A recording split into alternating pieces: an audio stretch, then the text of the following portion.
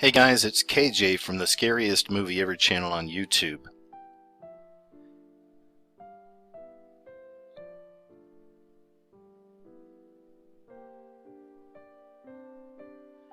There's a lot that we can learn from the life story of Mr. Michael C. Ruppert.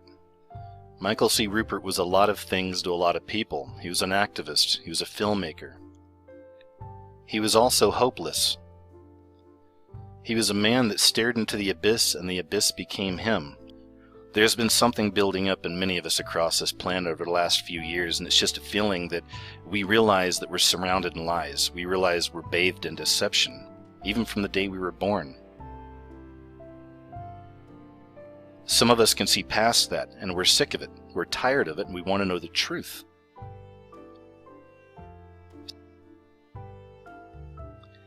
Most of us are able to tumble down these rabbit holes and climb ourselves back out. Most of us understand it's all about balance. You can't sit here and focus on darkness every single day and expect to be alright. So it's a fine line we have to walk whenever we are seeking the truth, because there's so much darkness we have to go through, and this world is such a dark place in many ways, that we have to be careful and make sure we're not ensnared by this, that we're not ensnared by the research, by the knowledge. I also believe we need to have a spiritual anchor. If you're going to look into all this stuff and go as deep as many of us do, you need to have some form of a spiritual anchor. By that I mean a relationship with the Almighty, with your Heavenly Father. I also believe you need to have Jesus Christ in your life. Accept Him as your personal Savior. Through the Son, we get to the Father. And you may not agree with that, and that's fine. I just need to share that with you because that's how I personally am able to look through all this kind of stuff for almost 10 years now and still maintain a life, still be at peace.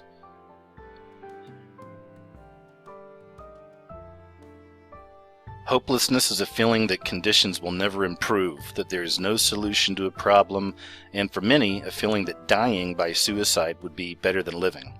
Most people who feel hopeless have depression, and untreated depression is the #1 cause of suicide. I believe we can all learn a lot from the life story of Michael C. Ruppert. And if you're one of these people out there that's feeling hopeless, perhaps you've become a fatalist.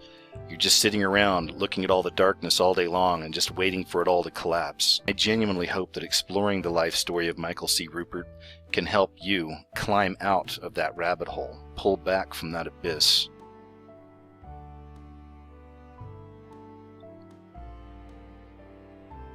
So without further ado, let's take a look at the life of Michael C. Ruppert. All of the information we're about to explore comes from an author named Sherry Speak and her article, From the Wilderness Forward, What Really Happened to Michael C. Ruppert. And I'll be leaving a link below for you to check out as well.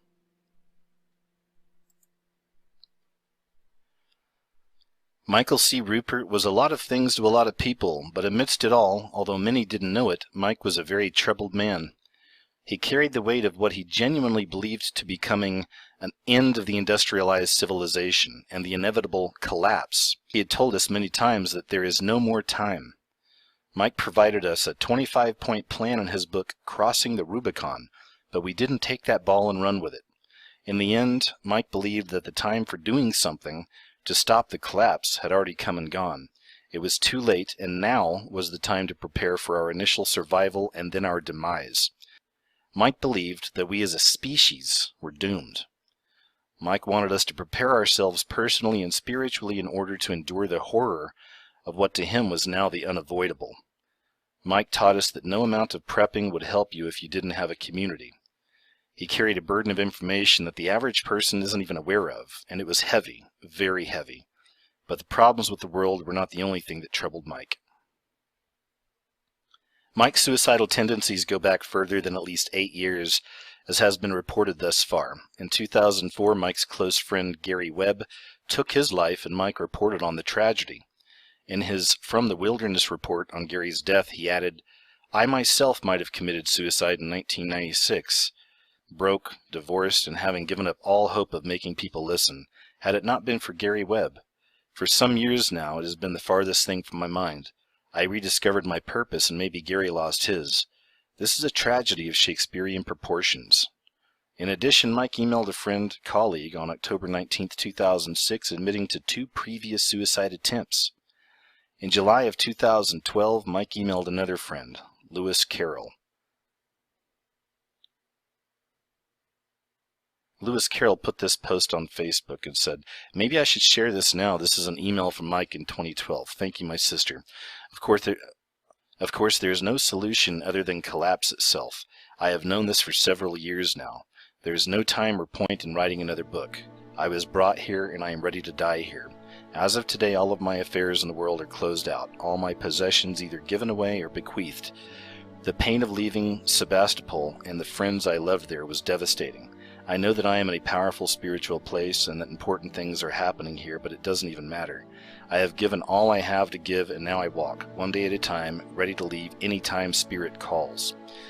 You have been a wonderful friend, and I feel the love in your heart. Bless you.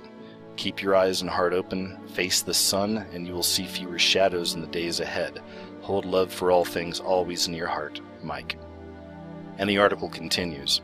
"I am not a psychiatrist, psychologist, psychotherapist, or medical doctor. I am, however, bipolar. I have bipolar 1, to be exact. I have written on the topic often because mental health is still a mystery to most, and without consistent research to stay abreast of advancements, old ideas and attitudes will often prevail. It was through my awareness of Mike and his work beginning in 2001 and my subsequent interactions with him that began in 2005 that I recognized a kindred spirit. Mike mirrored something in me. I never realized how much so until after he took his life, when I found myself unexpectedly steeped in trying to understand so that I might explain. Most of the years I'd known Mike, I too was in denial of my problem. I too toyed with taking and then not taking SSRIs and other mind-altering drugs. I too have thought often about taking my life. I still have my moments. And that's what suicidal ideation is all about. Mike had further a diagnosis than just that of suicidal ideation, which we will talk about because suicidal ideation is a symptom of an illness and is not necessarily the illness itself. Mike has been called a narcissist, an egomaniac, and more by many, including those who call him friend. There is some truth in all those words, and the source of that truth stems from Mike's mental health. Mike's brilliance fueled his problem and vice versa, just as his walk in the world of conspiracies did. To paraphrase Dylan Avery from a recent vocative interview, days after Mike's death, he says, "If I allowed myself to continue down a certain path, that could have been me. Ruppert was confirmation that you have to walk away. It's a dark, dangerous world, the world of conspiracy. You make a commitment and either stick with it to the very end or you don't. It's easy to get sucked in and really hard to get sucked back out." And that's from Dylan Avery. And the article continues, a recent study published in Springer's journal Cognitive Therapy and Research called Catastrophic Thoughts About the Future Linked to Suicidal Patients by University of Pennsylvania Perelman School of Medicines. One of the doctors explores how negative and hopeless thoughts about the future influence suicidal behaviors in patients who've sought emergency psychiatric care. And they say to prevent suicides, therapists would benefit from directly targeting patients' thoughts of hopelessness in clinical interventions. A cognitive approach can help patients evaluate their beliefs that negative outcomes will inevitably occur and show them how to entertain other possible options. This can help to minimize patients' thoughts of hopelessness, help them to cope better, and ideally decrease their suicidal ideation and behaviors. And the article continues, many people have asked me if Mike simply knew too much and could that be the reason he took his life. While I'm sure the things he knew weighed heavily on him, his work is not what caused Mike's mental health issues. It did, however, exacerbate his behaviors, including the suicidal ideations. Mike's research and tenacity was impressive, and his in-depth analysis and informative reports, paired with his arrogance and courage, energized, enlightened, and inspired. Mike was a leader and he needed you. Without you, there was no one to lead. The manner in which he delivered his message was one that galvanized countless others to want to know more. But even with all of that, his mind was both working for and against him at the same time. The current hurt, bewilderment, suspicion, and anger that is felt by many cannot be properly addressed without offering up the reality of Mike, the man. Mike was a hero to many, but he was also a human being. No one should be judged for being a human being. For nearly a decade, Mike made those near him and those who followed him acutely aware of his personal struggles. However, over that same decade, Mike allowed very few people to actually get close to him. Those that were close experienced all the various moods of Mike on a consistent basis. If you were not in Mike's inner circle, then you were in the majority who merely found his persona to be dynamic, magnetic, impassioned, and more. Mike was serious in his mission, and that seriousness came through in spades. Mike's messages were visceral. If Mike acted hot-headed, childish, irrational, questionable, or even anguished, we believed it was due to whatever situation he was covering, or telling us he was covering at the time. Mike's frequent talk and threats of suicide, including alluding to at least 2 attempts, were very real to those close to him. But to the rest of the world who didn't know any better, Mike was just being Mike. One close friend who I will not name was sincere and without malice when he said there was always drama with Mike, not just in how he reported or in what he believed, but also in how he dealt with things in his personal life. He said, whatever was happening, the way you heard about it from Mike was always more urgent or dire than it really was. If he told you he had 10 days to be out, he probably had 30. And the article continues, Mike was proud of and tickled by having so many Facebook friends. It made him happy. However, after his death, the head of Mike's Facebook moderator team, Allie Maverick Thomas, and I discovered that Mike rarely, if ever, opened any of the messages he received, let alone read them. Almost all of the private messages in Mike's Facebook account from all of those years remained unopened, or he simply deleted them. It's no secret that friends and fans helped Mike in many ways, especially financially, and that help to Mike was even more of an affirmation that he was liked and or loved. And he painstakingly tried to acknowledge each person who donated by responding with a handwritten letter of gratitude. Mike needed the admiration and attention of people in order to thrive in a myriad of ways, but those very same people exhausted and frustrated him with what he perceived to be their complacency and or ignorance and their unwillingness to take his advice and actually do something about the information. There was a carousel of colleagues, associates, business partners, and friends with Mike, and there were countless fans who would discover Mike's work for the first time at some point or other, and then begin to follow him. Many of Mike's more recent fans and friends are those who never knew Mike during the mind-expanding days, successes and growth of From the Wilderness that had held our hand through the tumultuous times after 9/11 and throughout most of the Bush administration. There were a few newer friends as well, who had recognized the fragility hidden behind his roar, and they too helped Mike maneuver the corridors of his mind as he navigated the dark world of our government, but they were few. Many of his newer fans and friends also had no stick with which to measure the depth or duration of Mike's very real and very personal struggle he had had with his own mind. Most had no idea that Mike actually had a real problem. There were burnt bridges and broken relationships, not just in the FTW days, but throughout the course of Mike's life, including most recently in Crestone, Colorado, where he and his longtime friend and bandmate, Doug Lewis, had a falling out. I do not know the details of what happened between them, as that is Doug's story to tell. But I have talked to Doug, and Mike's departure from Colorado wasn't really much different than any other time Mike flew the coop. Few people in Mike's life, like Carolyn Baker, stuck with Mike through the very end. Carolyn had met Mike and consequently began contributing to FTW in 2000. The two worked together or collaborated together over the many years of their friendship. According to Carolyn, Mike leaned heavily on her those last few weeks, calling or contacting her nearly every other day, expressing thoughts and feelings of suicide. But this was not the first time Mike had done this. The merry-go-round of ups and downs batters not only the person who is mentally ill, but also those that are closest to them, and the ensuing loss and alienation of all things tattered and torn feeds the cycle of suicidal ideation that permeates the daily life of those who experience it. Suicidal ideation is comparable to an obsession, planning, always planning for the end. Even during times of success or happiness, suicidal ideation is still tapping away on the sufferer's shoulder like a reminder.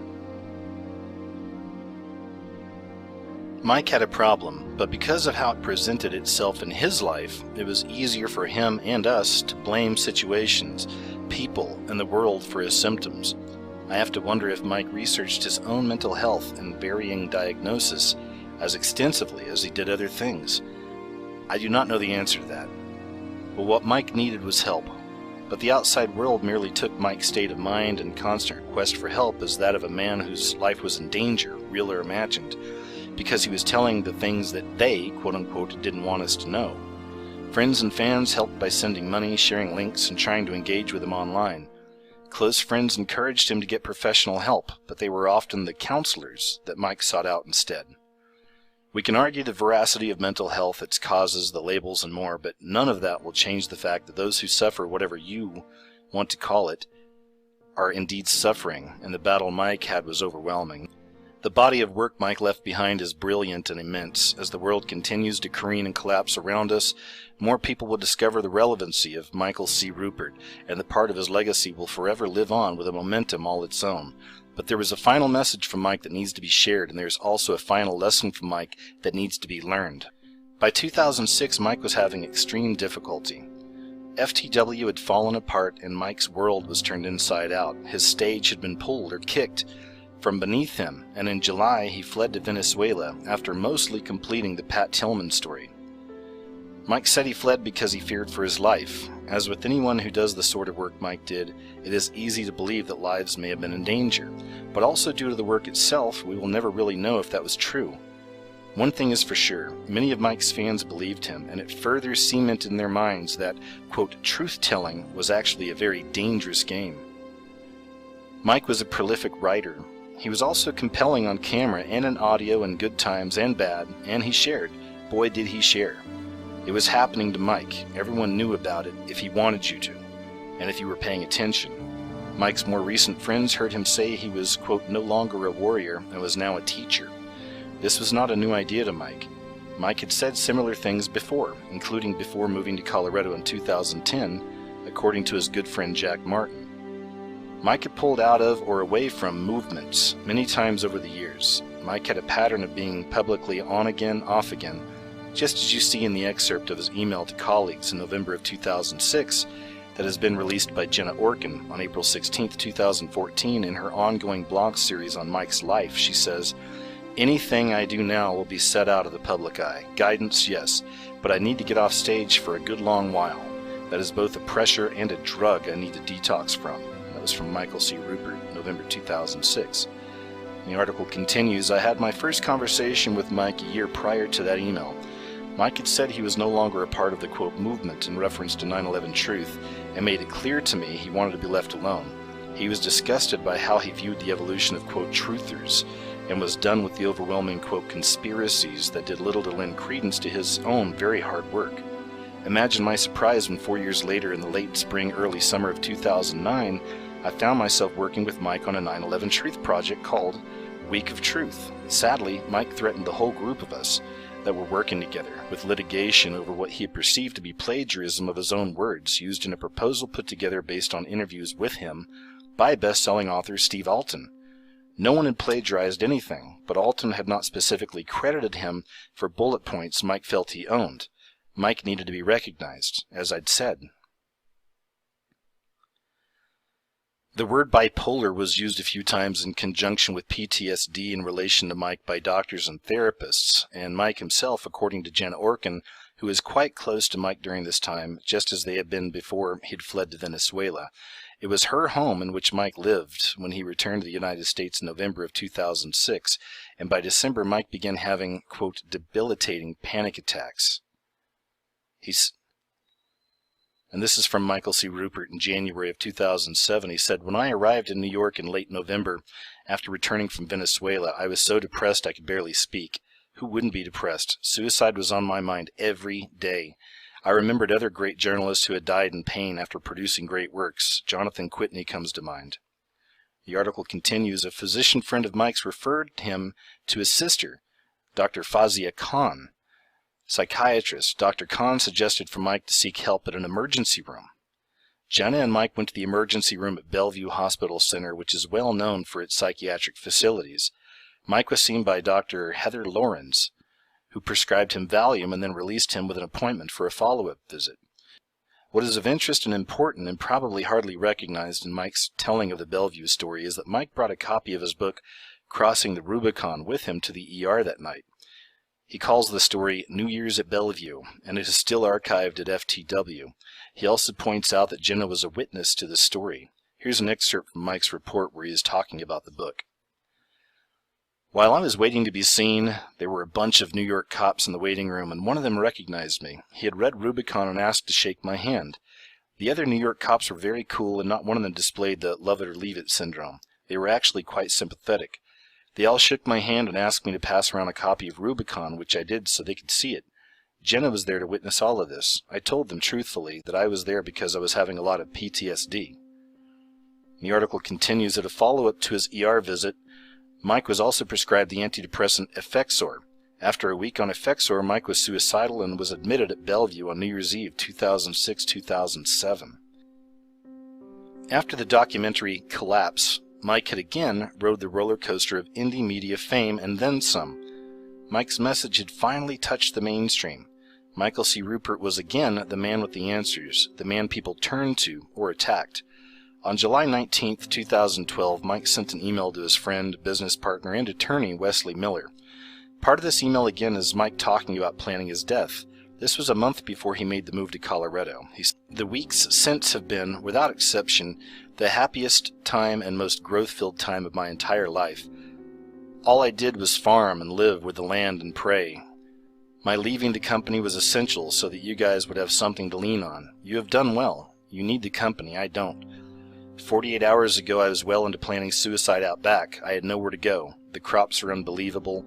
The corn is 8 feet high. There'll be 50 pounds of potatoes, watermelon, squash, pumpkins, and we brought 4 trees back to producing that didn't do anything last year. Peaches, plums, pears. It's wonderful. And the article continues, when Mike's financial and personal world crumbled again, he left Sebastopol, California in August 2012 with the stated purpose of taking his own life. According to his close friend Jack Martin, who helped him pack, Mike had destroyed or otherwise gotten rid of all of his previous research and files prior to making this move.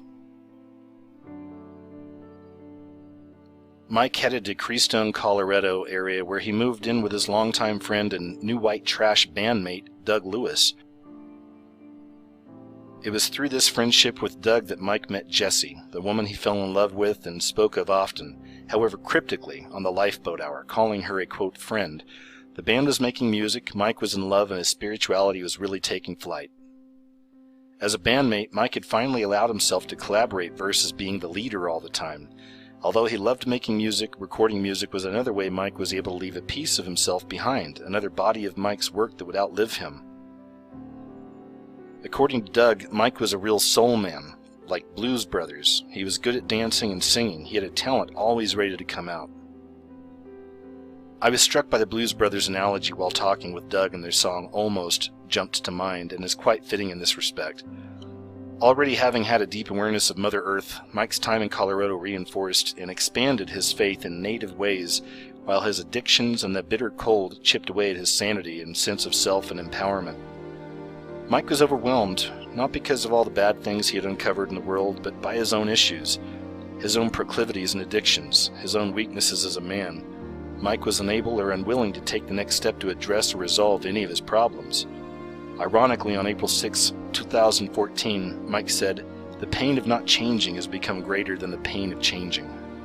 Mike believed that about us and the world, but he obviously didn't believe that about himself.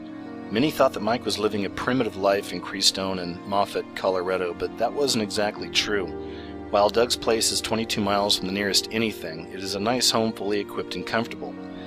To address those who believe Mike was a survivalist or a prepper, Doug, who does keep emergency supplies, said, Mike was definitely not a prepper. He understood the importance of being prepared for any emergency situation, but he took no steps to prepare or to maintain emergency supplies. Cigarettes would be the only exception. Mike identified more with being a warrior than as a prepper or survivalist. The idea for Apocalypse Man didn't materialize out of the blue. Vice magazine's global editor Andy Capper and Mike met after the release of Collapse. Over the years they discussed many ideas and opportunities, and according to Capper, they even discussed the possibility of Mike becoming an occasional correspondent for Vice. In November 2013, Capper traveled to Keystone, Colorado to film and direct the Apocalypse Man series, which had a soft release online earlier this year. When I spoke with Capper, he told me filming the series had involved 10 to 11-hour days. Most of the footage we see is that of Mike talking to us from the Singing Stone Lodge in the San Luis Valley, surrounded by the Sangre de Cristo Range. Traditionally known as the Black and White Sash or Mother Earth's Sash, the lodge is owned and maintained by Mike's friend and spiritual mentor, Christopher Long. Andy and Mike talked about screening Apocalypse Man somewhere in Northern California. The actuality of that is still to be determined, however, according to Capper. The final release will include at least one previously unreleased scene that will replace another that is less relevant to the series.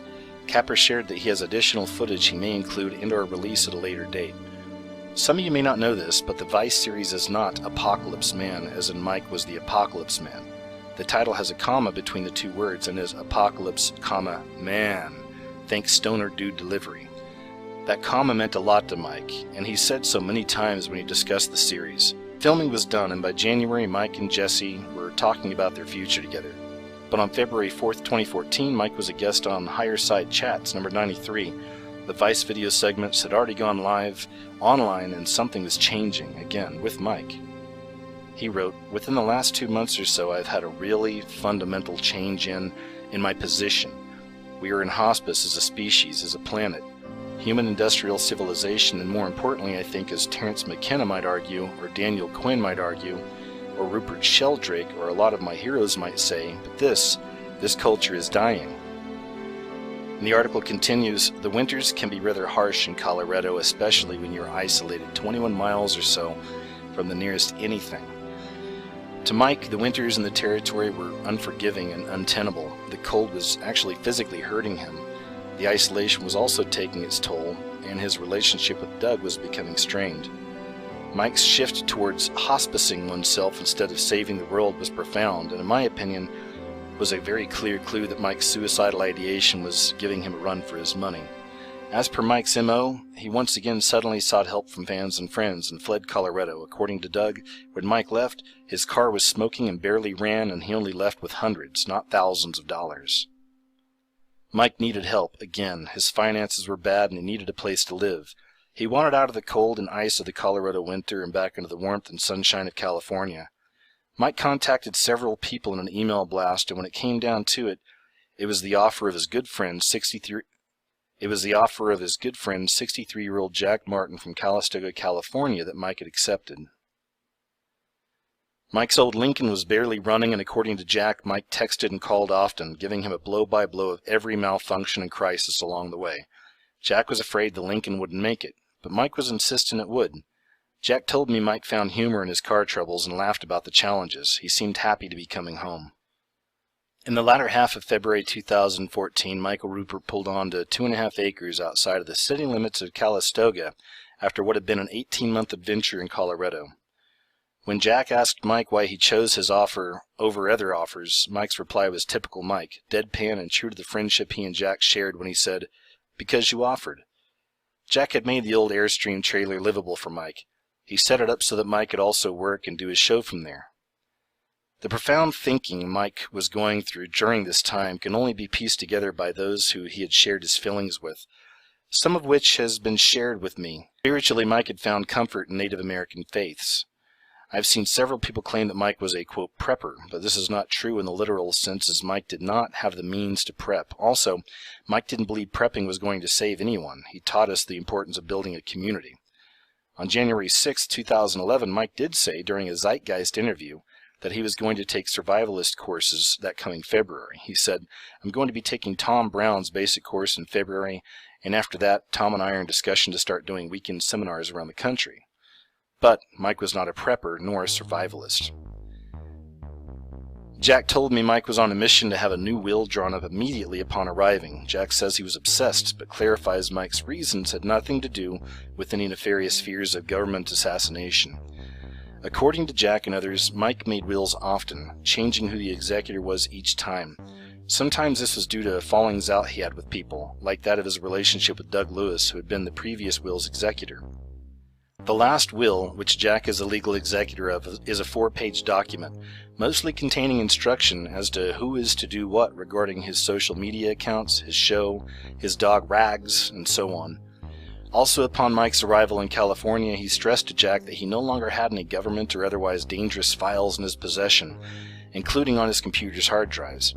He'd gotten rid of everything 2 years prior before moving to Colorado and wanted Jack to be aware of what would or would not be on his property. According to Jack, Mike had been getting to know Jack's family in those weeks he was living there and said Mike seemed to enjoy spending time with his grandchildren and even the craftsmen that worked on the property. He would tell stories around the fire pit for whoever was listening, and his time there was spent peacefully, and this beautiful view is what Mike was looking at, where he stood in those seconds before pulling the trigger and actually ending his own life. Jack and his wife live in town, within the city limits of Calistoga, not out on the property where Mike lived. Jack's daughter, her husband, and their children and his son lived on the property with Mike. Between them and the craftsman, Mike had daily neighbors. Jack noted that Mike had never been alone on those 2.5 acres until the evening he took his own life. Mike was working on a treatment or pilot for a mainstream series. It was all hush-hush, so there are very few details. In a Facebook post, Mike said, "To all my friends, I'll be offline much of next week, but will be checking emails. At 8 a.m. tomorrow, a chauffeured town car will be picking me up from my 26-foot trailer in a very nice junkyard with a garden to take me to the Santa Rosa airport for a flight to Seattle, where I will be until late Thursday. I'll be staying in a nice room at the Marriott. Don't you just love the image? I'll be interviewing Dr. John Apsley for a TV project, and I'm getting paid for it, which unfortunately I can't say a thing about. If I do spill the beans, I break the contract and I won't get paid. This is going to be a very important chunk of change to help get me back on my feet in the world, and it's very important stuff. I can guarantee you this. I won't be asked to compromise or soft pedal anything. They want full tilt Michael Ruppert, and it's for the mainstream. It's not just cracks that are appearing. A shift is happening, people. So I'll ask the elders here to keep an eye on things for me, wish me luck, and pass the popcorn." Mike did tell his listeners the new show would bring him some much-needed funds while not putting him in the position of having to compromise who he was. He said, "They want Mike Ruppert full tilt," and he seemed prepared to give it to him. On April 10th, 2 hours after he returned to Calistoga from Seattle, Mike made another post to Facebook. He said, "I am just back from Seattle for a little over 2 hours. I have not been able to look at Facebook for 4 days. When I opened my email, there were more than 100 Facebook messages. I just threw up my hands and deleted them all. I'm not going back to try and catch up. It's not possible. I'll give a report on what I was doing in Seattle in much more detail on this Sunday's Lifeboat Hour, where I'll be joined by Carolyn Baker. Yes, it was for mainstream TV. I walked into the heart of the Matrix, and I was me, all me. I came out me." I've seen much speculation over Mike's trip to Seattle, from which he returned a few days before taking his life. Is Seattle the reason Mike did this? Did something happen in Seattle? The answer to that question is both a yes and a no. Nothing happened in Seattle that caused Mike to commit suicide beyond being faced further with his own reality, after re-entering society after having been isolated from that same society for a 1.5 years in Colorado. Mike had indeed stepped back into the Matrix, and the Matrix had the power to both save and take Mike's life, because it was everything Mike taught against, but it isn't what killed Mike. There is no further information at this time of what the Seattle trip was really all about or what will become of that footage, so we're all waiting to see what happens. Documented by his grandiose highs and heartbreakingly lows, Mike was not joking when he spoke of wanting to take his own life. His feelings were real to him, and those who knew or followed Mike bore witness. We've read and heard Mike speak on and thank God, quote-unquote, in the past, but over the years his gratitude and spirituality leaned more towards that of Native American and other indigenous faiths. It should be noted that not all of the people who participated with Mike during his time in Colorado were blood natives. Just like everything else, we stereotype, quote, faith. I cannot responsibly tell the story of Mike's suicide or his, quote, sacrifice without making it very clear that what Mike did, the suicide itself, is not in line with the true Lakota faith and or their, quote, flesh offerings. I contacted several blood Lakotas, and according to a Lakota woman from South Dakota's Pine Ridge Indian Reservation, suicide is certainly not a part of their belief, nor their ceremonies or their rituals. There are lots of places you can find out more about Lakota faith in the, quote, sun dance, also known as a flesh offering. That does not mean that Mike didn't believe, or want us to believe, he was sacrificing himself, his flesh, for us, the children. Either way, he intentionally included his faith in not only his words, but also in the final act itself. The words he left behind in his many notes, emails, and posts were not arbitrary ramblings. They were euphoric yet resigned, peaceful yet violent, hopeful yet hopeless. They were a warning. The planet was Mike's, quote, God. Mother Earth is the, quote, mother in Mike's note that he asked Jack to return his body to. Mike's real mother passed away many years ago, and the only family the Napa County coroner and sheriffs could locate was a single female cousin named Sherry Colton in Charleston, North Carolina. This cousin was also on a list of people in Mike's will as someone to be contacted. Some of Mike's very closest ties at the end of his life were to those who have what some may consider alternative ideas on life before death. Hospice or hospicing is nothing new, however.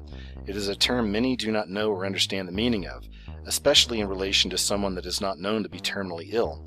For some of Mike's friends, their involvement with hospicing made them a ready target of criticism and blame from those who have no grasp of how the concept pertained to Mike. Did the support, counsel, and friendship Mike received from people like Carolyn Baker or Guy McPherson cause or enable him to take his life? No, absolutely not. It would, however, stand to reason that their collective calmness and wisdom over the years offered Mike a sort of peace with himself that he didn't or couldn't find in others, and I hope it washed over him when he needed it the most.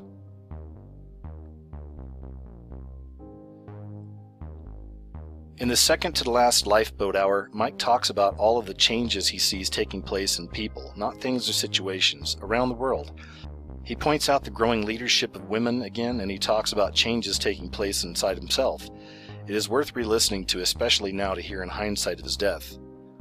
Try as he might, Mike never found his 100th monkey. Although he was followed and admired by tens of thousands of people around the world, he couldn't get us to effectively do the things that needed to be done to stop the coming collapse. Just as he taught about peak oil, Mike believed we had also peaked as a planet and a species, hence his many warnings of there is no more time. Michael Ruppert, truth tracker or scout from the wilderness of the industrialized civilization, was trying to tell us the time for all he previously taught us, his 25-point plan, had passed. He said, stop asking crazy people whether you're sane or not.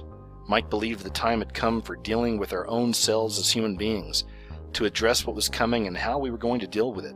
It wasn't about stopping anything anymore. It was about preparing spiritually and building a lifeboat, a community, or a tribe. My earlier release of one of Mike's suicide notes caught the attention of Trace Montoya, psychologist, forensic handwriting expert, specializing in suicide notes, and an award-winning author as well.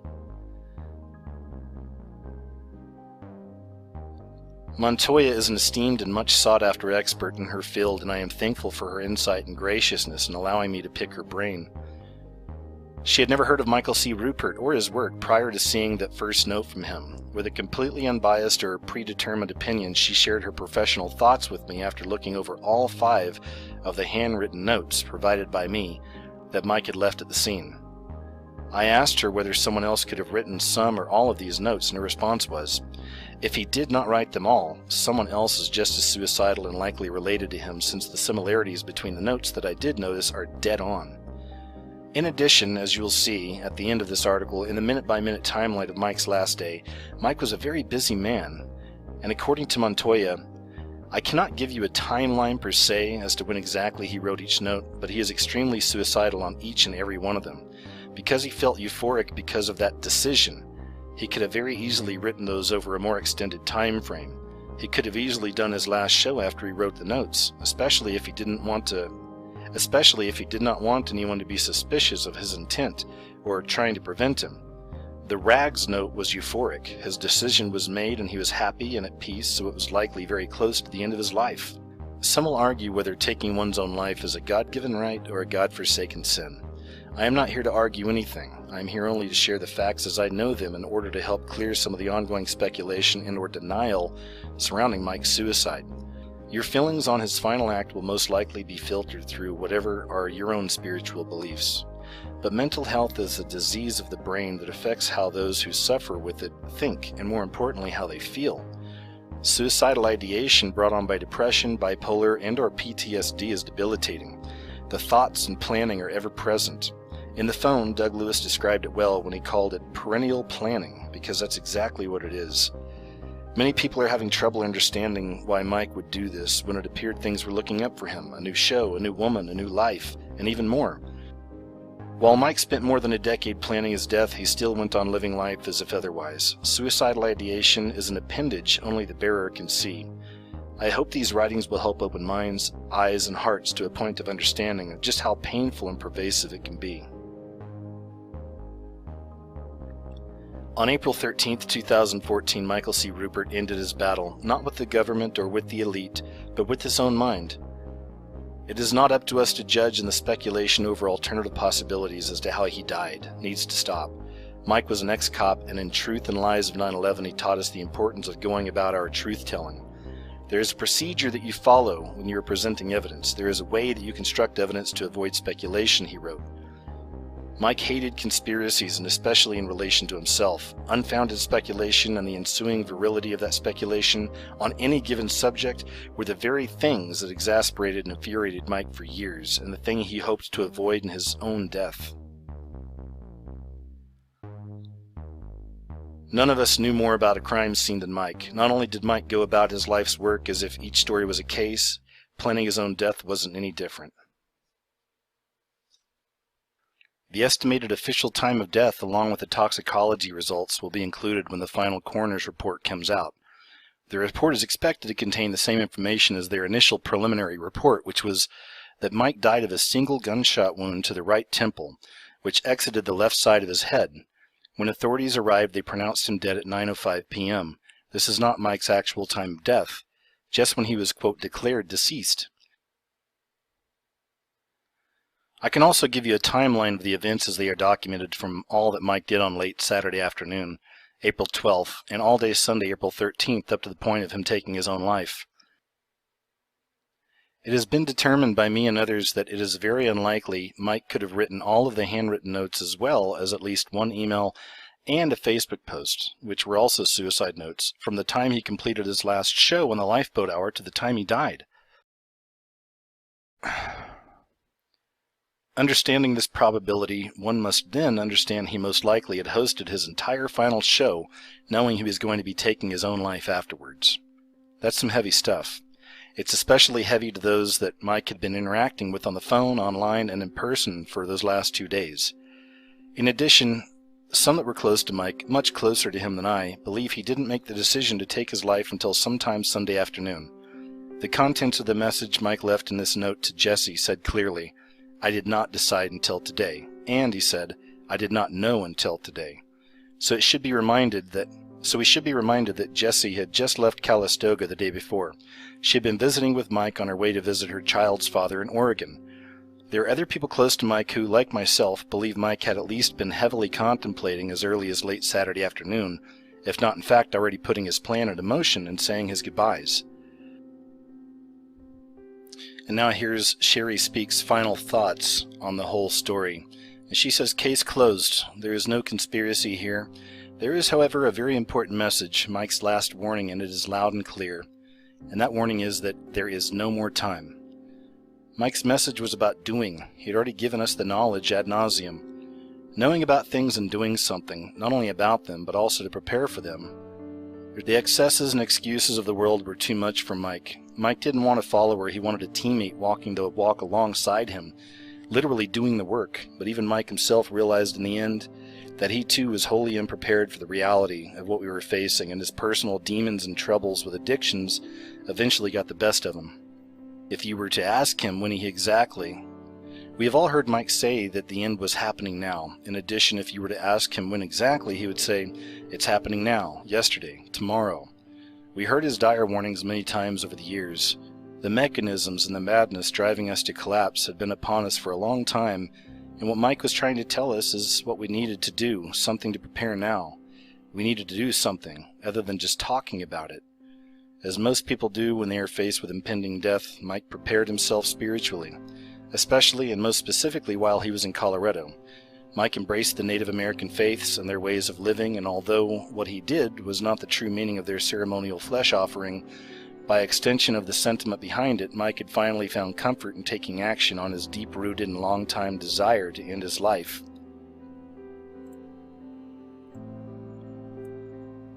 When Mike's body was found, laying on the ground above his head was the feather I'd mentioned before. The feather was given to him by his mentor while in Colorado, and it was Mike's most prized possession at the time of his death. He had kept the feather in a special place in the trailer and had only the week before shown it to Jack and told him its significance. Few people knew about the feather or what it actually meant to Mike. And that concludes the article. I'll make sure and leave his journey.